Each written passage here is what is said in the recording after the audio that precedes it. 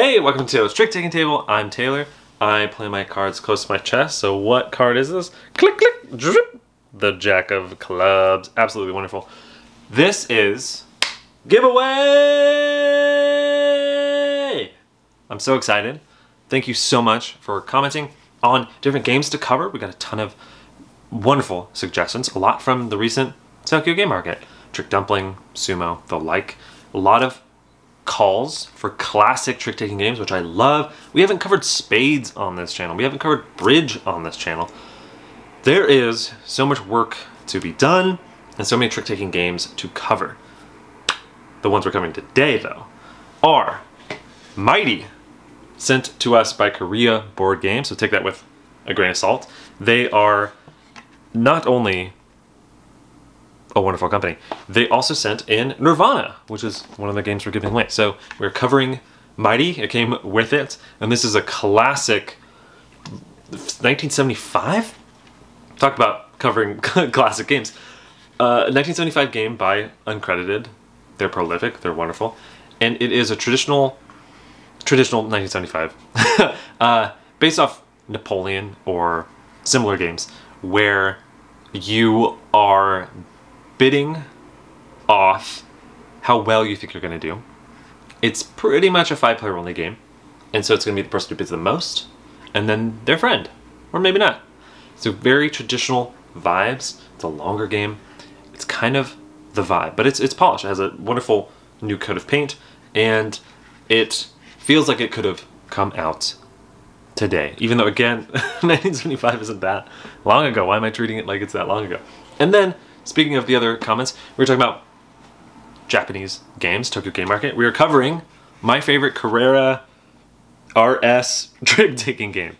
A mouthful of a game. And this is by, oh, I am the worst with names, Takashi Sakao. Well, the wonderful Takashi Sakao. The hook to this is, it's a must-not-follow game. Last trick game.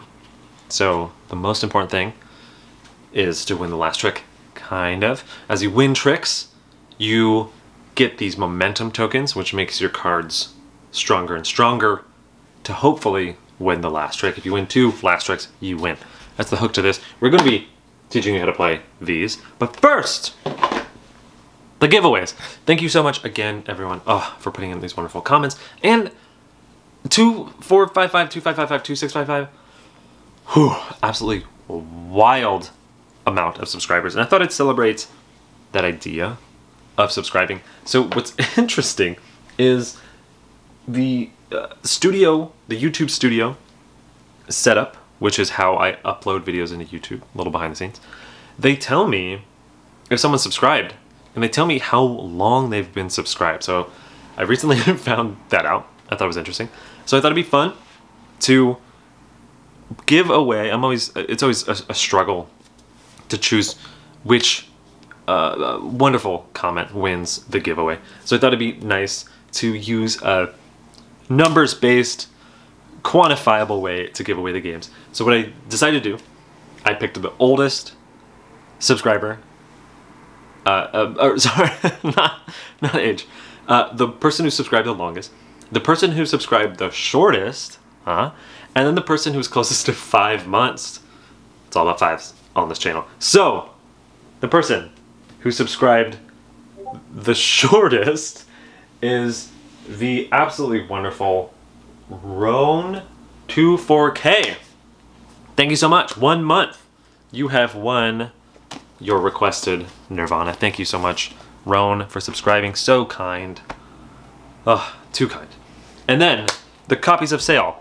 The upside down one and the right side up one are going to the 5 months, the closest to 5 months. There was someone who was 5 months when I clicked on them and then became 6 months. So I'm going with them.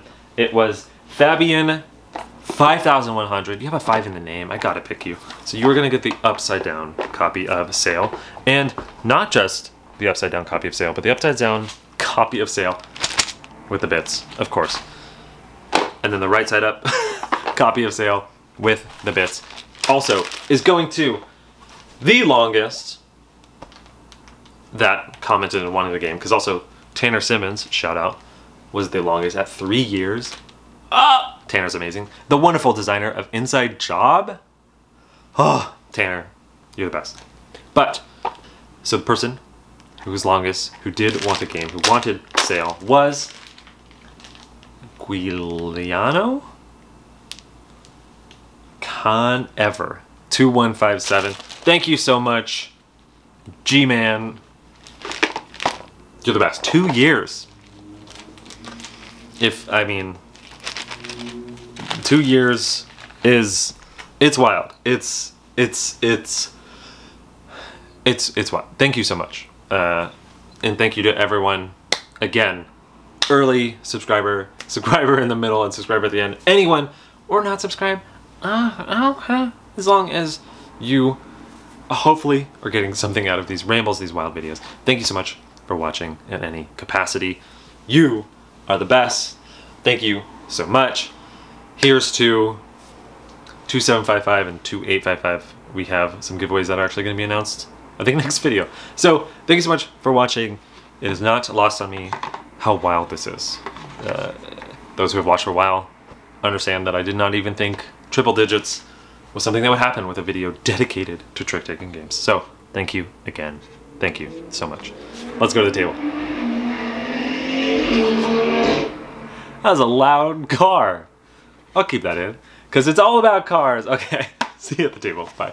The deck in Mighty is mostly a standard deck, so that's 4 suits numbered 2 through ace. Ace is the highest. As you can see here on the 10, Jack, Queen, King, and Ace, there is a little symbol that denotes that this card is actually worth a point. And then also, there are a few special cards in the game. There is 1 Joker, so it's actually kind of like a 53 card deck.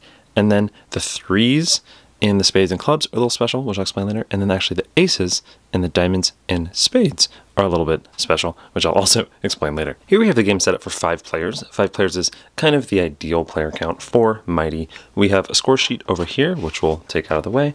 We have a central board, which is what players are going to be using to doing the bidding. This is a ring that dictates the partner of the person who bids the most. This is to denote who bids the most and what they bid on.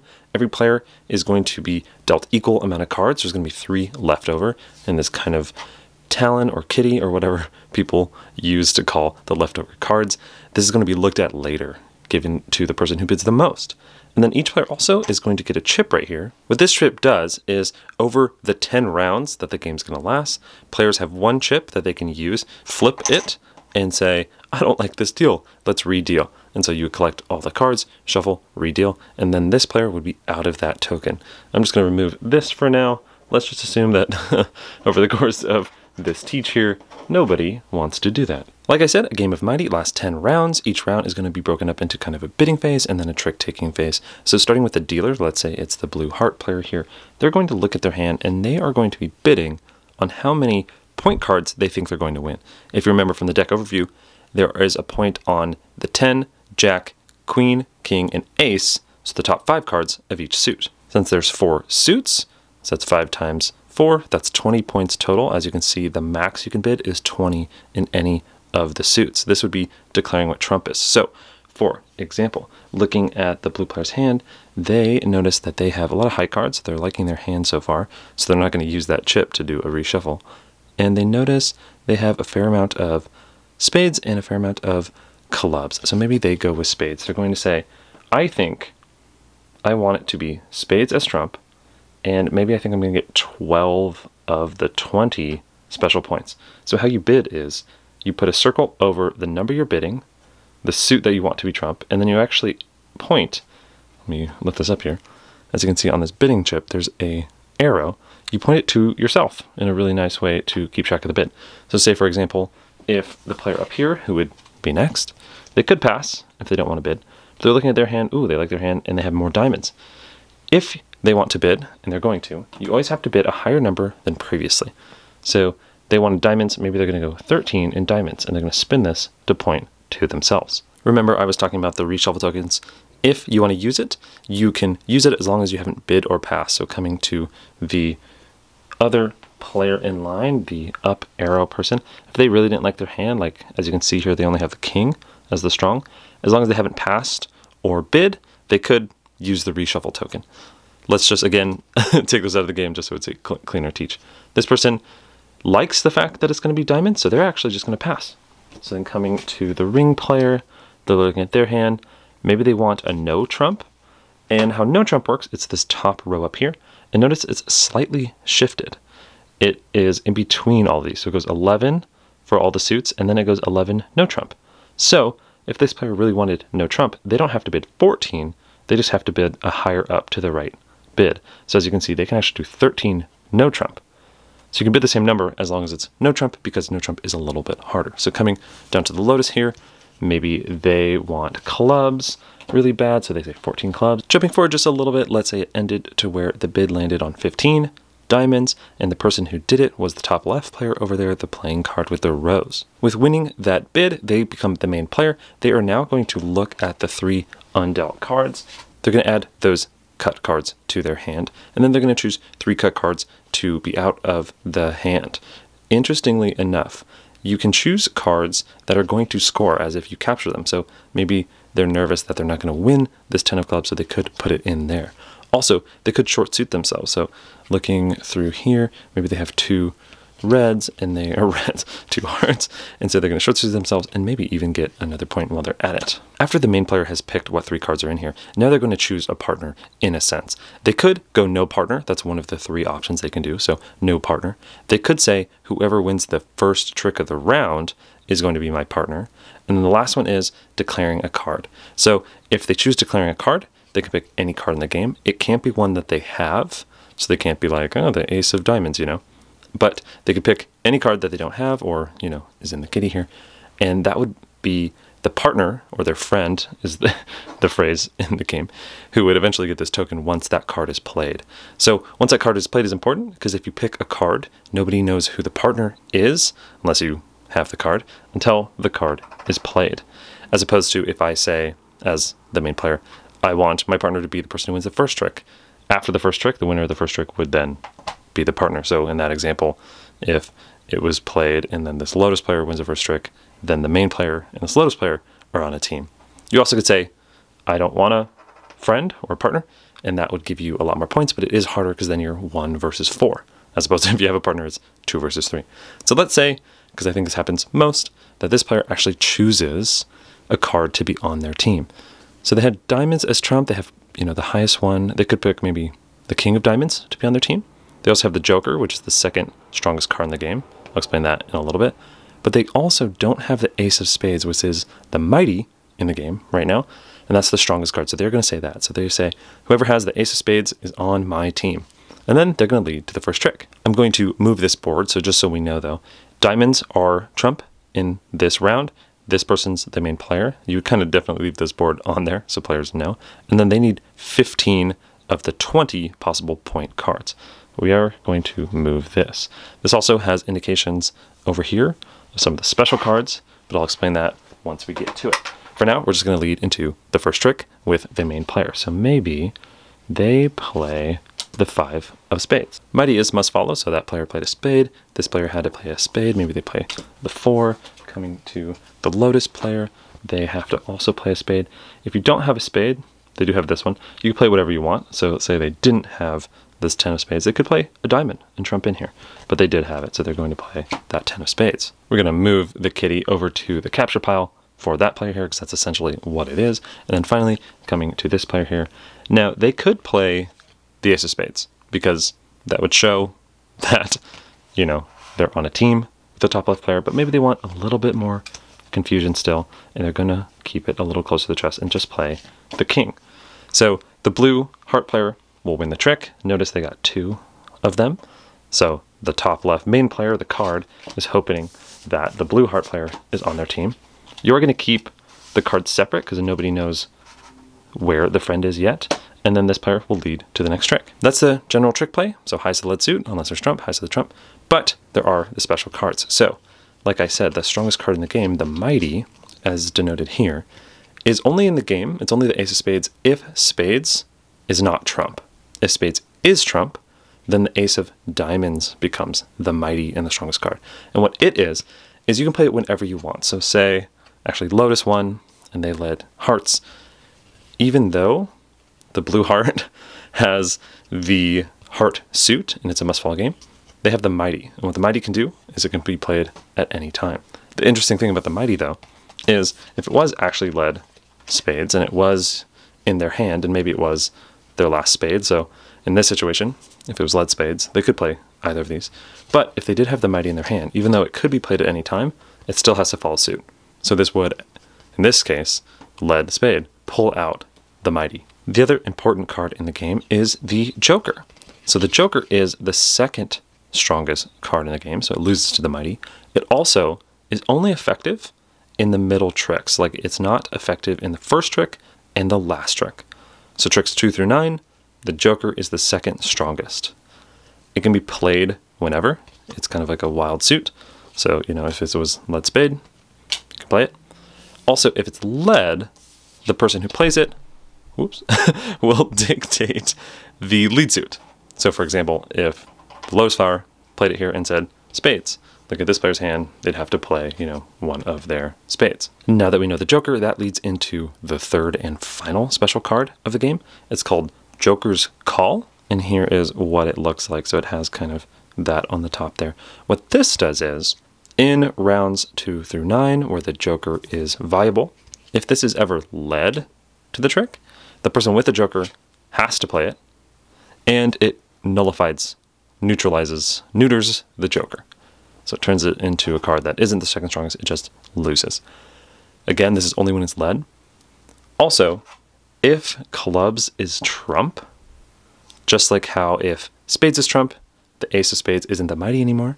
Similar to this, if clubs is trump, it's actually the 3 of spades that becomes the Joker's wild card, where again, if it's led in rounds 2 through 9, Joker must be played, and it gets pulled out. If it follows suit, it doesn't nullify the Joker. Like, let's say it was led clubs like this, and a player plays that. You do not have to play the Joker. It's not pulled out. You can play, you know, whatever you want.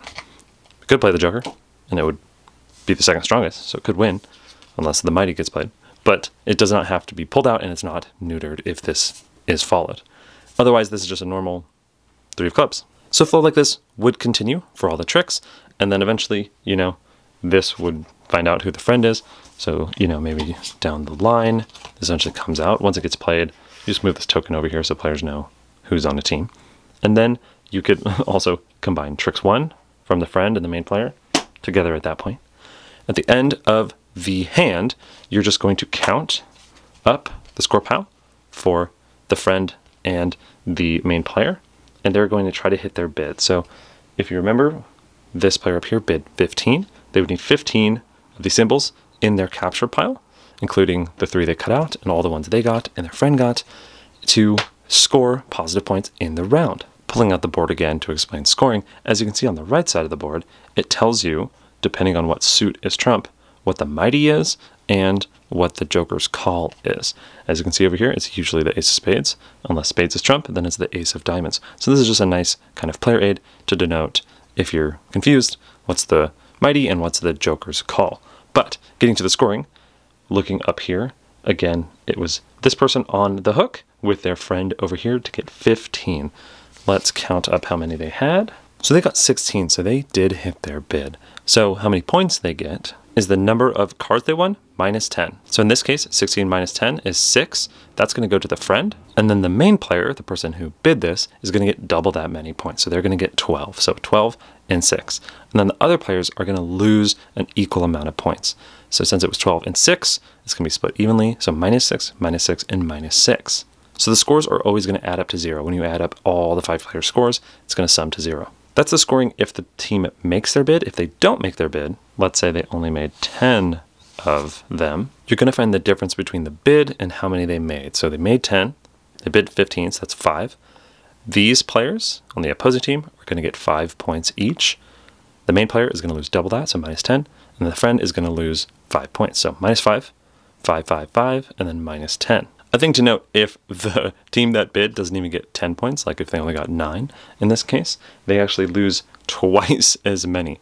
So if it was 9, the new math would be 6. So instead of 6, 6, 6, minus 6, minus 12, it would all be doubled. So 12, 12, 12, minus 12, minus 24. Oof. On the opposite side, if they got every single point, so if the main and the friend got all 20 points, whether they bid it or not, they're going to double their score.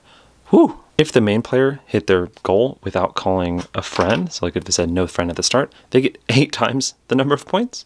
Also, if they said no trump and hit it, they get twice as many points. And all these double and stack. So if they did no friend, no trump, and they got 20, that would be just a billion points, and you probably should stop playing the game at that point. You're going to play 10 total rounds, or until someone has 0 points, because you all start at 40 points, and whoever has the most points at the end wins. You can play the game with 4 players and 6 players. 4 players, you just have a deck of cards, as if someone was off to the side, and they just flip the card, and then that's in the trick, and that's in the trick. You know, that's in the trick. They could win. They could be on a team. It's just kind of random and it just comes out. They don't have to follow suit. That is how to play with 4 players. And then how to play with 6 players is someone kind of sits out every round. And that's how to play Mighty. Here we have the deck from My Favorite Carrera. So depending on the player count, you're going to include a set of one of these for each player. So a 1, 2, 3, 2 4s, and a 5. So as you can see here, there's 30 cards. Because if you play with 5 players, there's going to be 5 sets of 6 cards each. Here we have the game set up for 5 players. So you're going to have the victory point chips in the center. That's player count plus 1. You're always going to have 5 speed tokens. Each player, no matter the player count, is going to get 5 gasoline tokens. And then the cards are going to be dealt equally to the players. So starting with the start player, maybe it's the RV here, they're going to play into the trick. This is a must not follow game. When they play into the trick, maybe they play this 3, they can, if they want to, add any number of gasoline tokens. This boosts the number by the number added. So they played a 3. If they add 2 of these, they could play a 5. So then coming to Gizmo over here, they just can't play a 3. So maybe they play a 4, and they don't want to add any gasoline tokens. Coming to Porco Rosso, maybe they want to play, see, a different colored 4, which is totally valid. It is a different suit. Again, it is must not follow. Coming finally to the extremity here, they are going to play a 2. And finally, the car over here, let's say they play a 5. So it's the highest number that's going to win. If there's a tie, like this case right here, it's the first played. So this was a 5 because it was 3 plus 2 to a 5. The player who wins is going to take a speed token.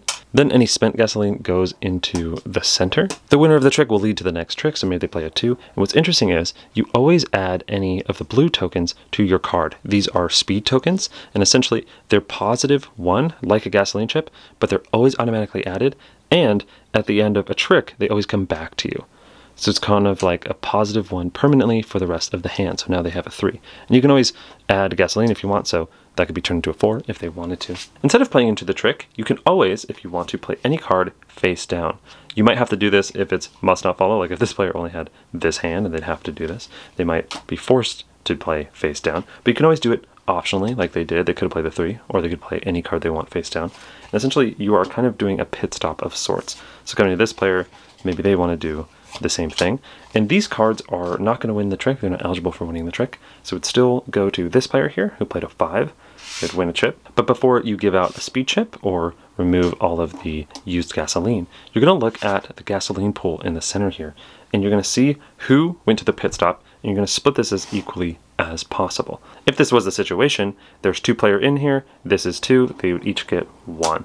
If there was 3, like let's say, look like this, they would each get 1, and then any extra are just out of the game for the rest of the game. That's right, it's a closed economy and these can leave. In addition, if players get over 5, any excess is also removed. So gasoline chips can just be getting kicked out of the game super fast. After that, you would do the same thing. So this person would get a speed chip. These would come into the center. You don't lose a speed chip, so again, those come back to you. And then that player would lead to the next trick. And speed chips stack. So let's say this was, 3 tricks later, and like this person won 1. And when they play to the trick, this would definitely be adding to the trick, and they could, add. So that would be an 8. Another example of how this would evaluate. Notice there's 4 chips here, but 3 people went in. So it would go 1, 2 each, and then the excess 1 would be removed from the game. And then again, you would check if anybody has 5. That person's good, that person's good, that person has over 5, so then this would also leave. Flow like this is going to continue until all of the speed chips are out, and instead of getting a speed chip in the last trick, because it is a last trick game, the player is going to win this instead. That's a victory point, and if they win 2 of those, that player wins the game. The last thing to explain in the game is the special cards. There's the 1 and the 2. What the 1 does is it turns all the 4s and 5s in the game to 0. The chips still matter, so in this case, this 4 would be turned to a 0, but it still has 2 chips, so that's effectively a 2. And then over here, this 5 got turned to 0, but still has a speed chip, so that's a 1. So if this player did want to win, they'd have to, add at least a few chips here, because this 2 also didn't lose. So this was a 2 and this was a 2. The last thing to explain is the 2. When it's played and there are some chips in the center here, you can immediately take a chip from the center and put it into your pool. And after you do that, you can use that chip, if you want to add to your value. And that's how to play my favorite Carrera. So that is my favorite Carrera and Mighty. Let's do Mighty first. I think this is a wonderful production. Korea Boards and Cards sent this game, so take everything I say with a grain of salt. But the edition has wonderful art. I think the production is very good. I love the fact, well, also, it comes with a scoreboard, which is nice. But also the bidding, I've never seen this. It's so clean and so clever. The bidding, you circle what you just bid on, and then you point it to yourself so you know who bid. So simple. And also the fact that since you can always non-trump over the same number, usually you have to do, like, if I bid 11 and I want to go diamonds, you have to bid 12 or higher. You can't do 11 again. But if you do no trump, you can do 11 again. So clean and so nice with the thing. Also the fact that the 20s are separate, not only because that has to work, but it kind of gives a good indication that 20 is the highest. That's kind of like the end of the road. And then also the nice things that say what the Mighty is and what the Joker's Call is. It's a wonderful production. The cards themselves have reminders on them. Everything is great. The cards feel great. The production's nice. The only slight thing, and this isn't really that big of a deal, but the suits are, so instead of 2 red, 2 black, there's actually a yellow and a blue. And so in your mind, you're looking for different colors as you do the suits, but the blue on the cards actually look really close to the black. So a lot of players were confusing spades and clubs, more so than even in like a standard deck of cards. Other than that, great stuff. So I want to separate my thoughts between this style of game, because, it's based off of similar things, like in Napoleon. Trick Taking and Coffee does this, or Vivaldi. We call out a card and you have a hidden partner, and also that betting, right? Where the person who bets the most gets a big trump and kind of chooses a little bit of the game state. So I want to separate my thoughts about the styles of games and then this production of Mighty and what it does really, really well. I think overall, it streamlines scoring and gameplay pretty well. I think Mighty, it came out in 1975, so I don't think it's like really old. It's not like really traditional. It's weird to think it's already 2024, so 50 years or something. I can't do math. Yeah, 50 years is kind of an old game at this point, but it's this edition specifically, I think the scoring's really clean and it flows. The pacing of the bidding is nice. There's a good rhythm to it. This also is a lifestyle game, I would call it. It's one that, just like the traditional one that came out in 1975, people would play over and over and over, like Napoleon, or those type of games that you have a group that plays it a ton. And why I say that is because some of the things that in the design might be a little bit niche or nitpicky, or you might be reading it and playing it, and you might be like, how often does that happen? It could happen maybe 1% of the time, but in people who play this, it's going to come up. So I think overall, Mighty, really good production of that type of game. Getting to that type of game, my criticisms on that, I always, in those styles of games where you call out a card, I always think it's a little bit tough because the person who gets called on could only have that card and then have a weak hand. And it's just that kind of aspect of, oh, I got pulled into this thing and I am gonna, not really help that much, and then you might lose because the person has a bad hand, and then like the person who got called lost points because they just happen to have that card. So that always stinks. That happens sometimes where you're playing and someone just keeps getting called. That happens in our games a lot, where someone can't it's almost like they're a magnet to having their card being called, and then they just lose and they keep losing points through no fault of their own. I think also the special cards in the game are mostly good. I like them. I think the Mighty is cool. There's always a card that wins. The Joker's Call gets a little bit on the borderline of like finicky for me, because oftentimes the person who wants to play it just doesn't get the lead in rounds 2 through 9, or doesn't get the lead by the time the Joker comes out eventually. I get that it probably is important 15%, 25%, maybe even 5 to 10% of the time. And so that will come up definitely as you play, maybe in at least like a hand or two. And it's good that the tension's always there. But it starts to borderline on that thing where I'm like, sometimes there's rules in these games that are like, okay, when will that happen? That one's not that bad. I think that's fine. I'm okay that it's in there and it's like completely fine. Then the rules tease is just a little bit annoying because you're like, okay, here's the Mighty, it's a strong card, it wins, play it whenever, yada yada yada. And then also it's in suit and yada. The Joker though, you're like, okay, well it's the second strongest, but only in tricks 2 through 9, and also you can get called out by a card, but the card only can call it out when it leads, and the card that can call it out actually changes depending on what trump is. So it gets a little like the 10th rung on this if-else ladder, which is fine. I think there are still some rough edges to this game that are like, when would that ever happen? Like in the rules, if you go no trump, take all the 20, and call no friend, it's like you get 8 times, 2 times the points, and it's like, how often does that happen? Like 1 in a million? Like, come on. What are the rules here? You should end the game at that point. So I think there's a little bit in here that, if you're not used to traditional games, a little bit rough. Or the fact that you played 10 hands, woo! Or until someone goes negative, which definitely can happen. 10 hands is a lot. Again, but though, that speaks to the idea that this is a traditional game, so that's not really a lot. In fact, 10 hands is probably less compared to, Scat or Doppelkopf or something. So just keep in mind this is more of like that traditional mindset where you're playing this for an evening, you're playing this for an hour or two. That's kind of the vibe here. Last thing that I'll say is, again, indicative of the fact that you're playing cards. You're just chilling. You're chilling and playing cards. These tokens. This is my hottest take. I don't like these tokens. I like what they do in principle. I think it's actually amazing what they do in principle. The fact that you can say, hey, I don't like my hand, because it's so important to have a good hand in this game. Feel like you're doing something. Feel like you're part of it.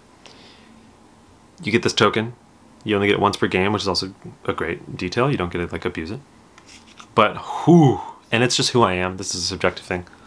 To deal out, especially a 5-player game, all the cards, and everyone's looking at them. And sometimes people are bidding. People are evaluating and thinking about their hand, and they're bidding. And it gets to you, and you go, redeal. Ugh. I'm someone, and this is, again, personal thing. I'm someone who, like, doesn't want to interrupt the waiter to ask for the check. Like, and I'm going to make everyone redeal? Yikes. But again, that speaks to this type of game. Yeah, redeal. We're just chilling. We're just hanging. Grab all the cards, shuffle, redeal. Let's redeal the hand. So that element is a personal thing for me that I didn't love. Get why it's there. It's actually really cool. I was saying to people, like, if this was an app where you can click a button and it reshuffles, or if you're online, like playingcards.io, and I can click a button and it reshuffles. Mamma mia, what a cool mechanic. In person, though, ugh, it borderlines that level of, like, how much do I want to win versus the social faux pas, in my mind, that I make someone shuffle and redeal. Or even if I do it. Even if I'm like, hey, I'll flip this token, I'll shuffle and redeal. To make people waste their... It's not wasting their time, but it's like... Yeah, I'm making us do this all over again. Sorry, y'all. I feel bad. It's just who I am. Anyway, Mighty. Overall, as a traditional game, good stuff. I do wish it had that thing that in... Because we covered Trick Taking and Coffee, which is a very, very similar game to this. And that one, it has the... If you play a 2, or the lowest card, but everyone's in suit, the 2 actually wins. I like that. I kind of wish that was in here. But maybe that's just a personal preference.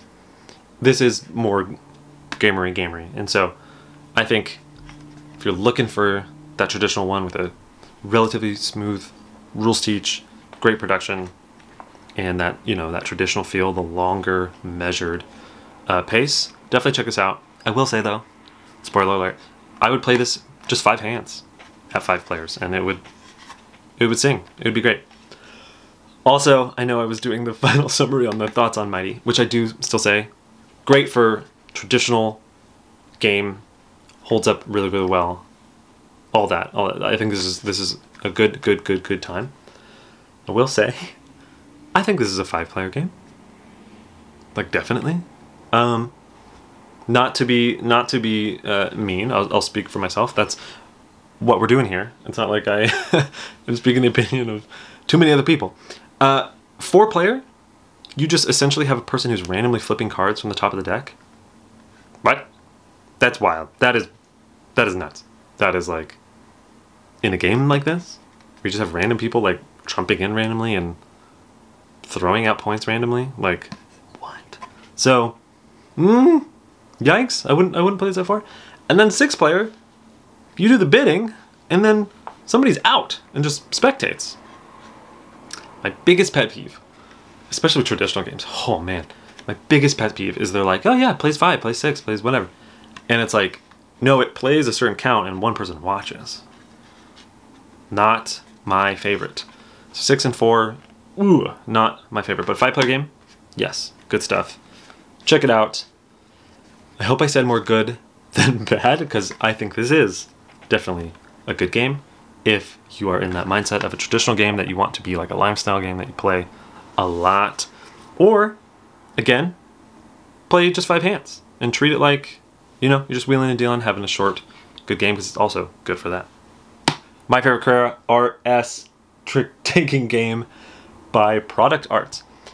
Interesting game. So production-wise, wild. It has cards that have stats on it for the people and the cards. What? A story booklet to an anime or a manga that I don't really know that has people with giant car keys, giant fobs. Interesting. But to the gameplay. The hook, right, of must not follow last trick is interesting. I think it executes well. It does the card play where you can add chips, and the speed, momentum mechanic is also really cool. I love the fact that if you win like a trick early, it pays dividends over the rest of the hand. My only complaint, I guess there's a couple of complaints. I do wish it was a little bit longer in the hand, and maybe I guess subsequently in the game. But it would be cool if those speed tokens really paid off, and you could get like a lot of speed tokens, and you can kind of have this really fun snowball effect. As it is, it's 6 tricks, and that isn't as long as I would like. I've talked before where I've played Euchre, and I need to play it way more before I form my thoughts. But games like that have a smaller hand, sometimes you're limited on choice, more so than I would like. Not saying Euchre's like that, I need to play it way more before I have any fully formed thoughts on that. But it's one of those things where like I sit down in a game and they give you 5 cards or 6 cards, and I'm like, oh no. If I love it as much as a game that generally has more cards, is kind of my vibe.